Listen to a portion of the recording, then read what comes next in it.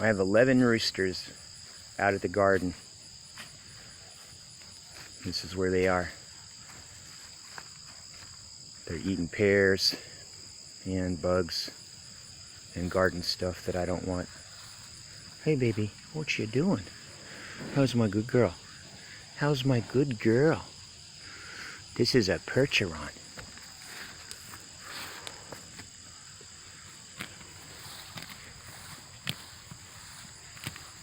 Hey chickens.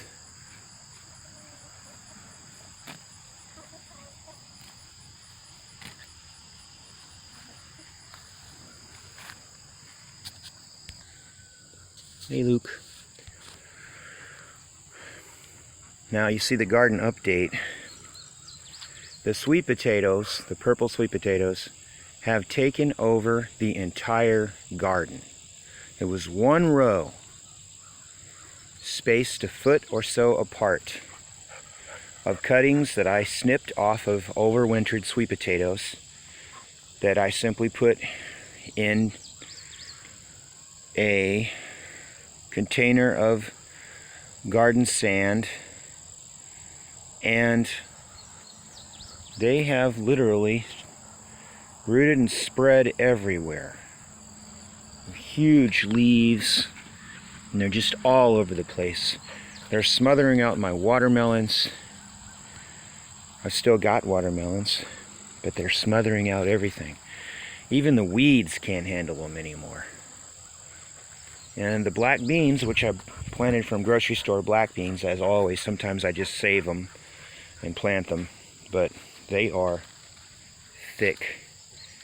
Well, in some places. I didn't turn the electric fence on them for a while, and when they were young they got to be eaten by rabbits and everything they wanted, but now the electric fence is on and they've been weeded, so they are thick. And you see the Malanga, it's about chest high and growing well. And these are the beautiful purple flowers that black beans produce. You see, this is bumblebees and stuff. They get eaten if they're not near the electric fence. I turned the electric fence off for quite a few nights, and they're starting to get brave again and coming up and eating near it. I'll show you that. See, I need to turn the electric fence on tonight because you can see the leaves are being eaten near it. That won't be happening again. Just testing it, but I have to see where the boundaries are. Anyway, these are the beautiful loofahs. Loofah sponge gourds. See, their beautiful flowers are just covered in bumblebees. There's a bumblebee on every flower.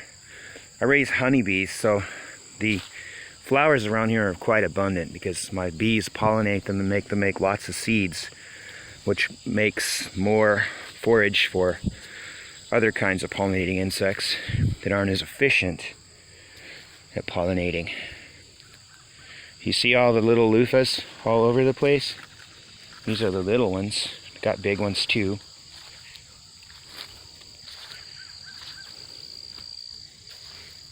Here's a medium-sized loofah. Here's a big loofah. So loofahs are pretty easy to grow. Much easier than watermelons and other things. Gourds are really easy. So it's really just a gourd. If you got some place to let them climb, then by all means, I don't see any reason why they wouldn't grow really well. And they eat them when they're young, some people do, before they get thick. But I want to get the sponges, so I'm not going to eat them.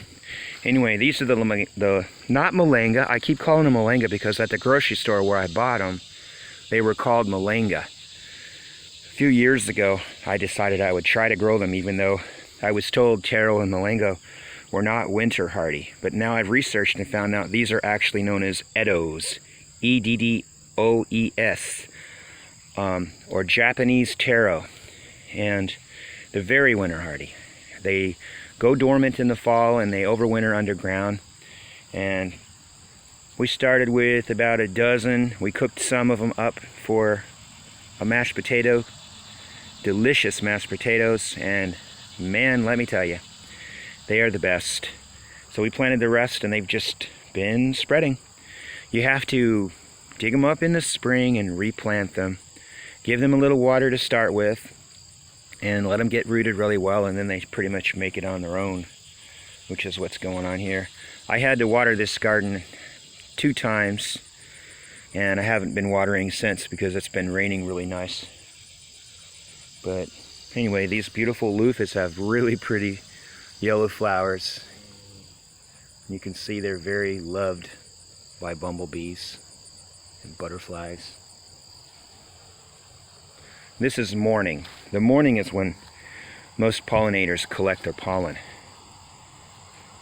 These are purple hull peas down here, and they call them that because when they're ready to be picked, they turn a little purple colored. But look at that malanga. Much better than potatoes, really, and bug resistant. I'm in zone USDA hardiness zone 7. So we get pretty cold. The coldest we normally get down to is 8 degrees Fahrenheit. And that's quite a bit below 0 in Celsius, but we definitely get quite a bit below freezing for every night for about 2 months. Every night for 2 months, and then it starts to get tapering off. Anyway, this is known as a black diamond watermelon, and I can save the seeds from that every year, so that's all I've got here is black diamonds. And there's another one right there, and they're about ready to be picked. And there's some honeydew melons, and I planted the honeydew melons from girlfriend's seeds that she just liked the melon of, so you can save seeds from the honeydews from the store and plant those, and they make wonderful melons. And there's one of my roosters in the garden.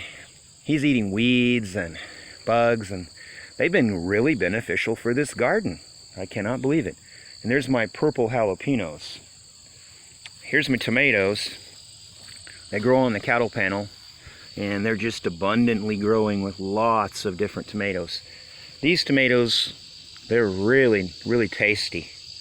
I got them all from a Russian or Ukrainian seed company, and they're really cheap, and they come in a plastic bag, so you can put them in the refrigerator or freezer and they won't absorb moisture or anything like that, and they'll last for years in the fridge or the freezer. It's the best place to keep them. These start out purple or blue, and then they ripen to a dark... Oh, that one's no good. Give it to the chickens. Go get that. They love tomatoes. But they don't really pick them off themselves. They like me to throw them to them. They're good. Here's some more tomatoes. There you go. And these are the crookneck squashes. I save the seeds every year, and all I do is just let a few of them get overgrown, and just they harden like a gourd, and I store them just like that out of the freezing weather during the winter. And then when I'm ready to plant them, they're all dried up and hollow by spring, and I just pop the seeds out and plant them. Easiest thing I've ever grown is this squash here. No problem with it. Tomatoes are a little more difficult. You got to start them indoors and baby them, and even use lights because they get too stretchy and long if you don't. It's the best thing to do. They are a tropical plant. That's what they really are. Tropical. Anyway, this is another variety called Blue Sunshine. And so says it kind of has a blue. I've already eaten a few of them. They're really good. And they also turn red when they're really ripe. But they're sure pretty right before they ripen. And this is concrete mesh in a circle. It's a really good way to make a cattle panel. The chickens can get in and out through the holes in the fence. But the eggplants are doing really well, but I'm going to have to move the sweet potato vines away from them. They're starting to smother them out again. And you can see all the honeydew melons. They're the white ones. And here's these kobachis. These korbachis are super abundant, very, very abundant, but there's no heat in them whatsoever. So they are a little on the boring side. I'm not really one for bell peppers and any kind of pepper that doesn't have any heat. So not too crazy about them. But you can see they're extremely abundant. They do taste a little bit when they're red, but they don't have much flavor otherwise. And here's a Cubanelle pepper. And they are kind of hot, and I like them. They're like a hot bell pepper. Cubanelle. I got them free while I ordered these a long time ago, these beautiful purple jalapenos, which are not a hybrid or anything. They're just a variety of jalapeno from Mexico that is actually beautiful blue. When it ripens, it turns a brilliant red, just like the others. You can eat them at this stage, of course, and they're supposed to be good for you. They are very, very hot, and I like them. And I make pickled jalapenos out of them with salt. They're delicious. So there's your Malanga, though. I highly recommend that. It's a good thing to have. And this is my earthworm bin that I made from a leaky tote that somebody gave me for doing yard work. They didn't want it. And they didn't have money to, they said they didn't have the money to pay me, so I didn't care. I took it. Anyway, I had no use for it. Been trying to think of something for it when it leaked on the bottom. So, cut a hole in the top with my jigsaw and I decided I'd make a worm bed out of it. Well, I fixed the leak, which I probably shouldn't have done, because I was worried that worms would crawl out the leak, the hole. I put JB Weld on it, not the putty kind, I don't like that, but the liquid stuff that's in the tubes, the 2 tubes.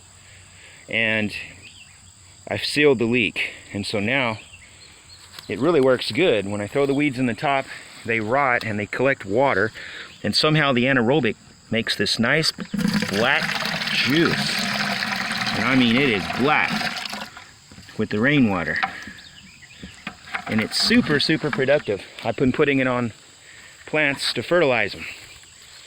And let me tell you what, look at that black juice. It really, really works. It works really well. And it smells like manure, but then there's a reason for that. I also put horse manure in it. So when I need it, there it is. Fertilizer, liquid fertilizer. A mixture of horse manure and weeds, and when I need it, it's liquid and it's ready to go. I like that. Come on, Luke, let's go. On the way, little chickens.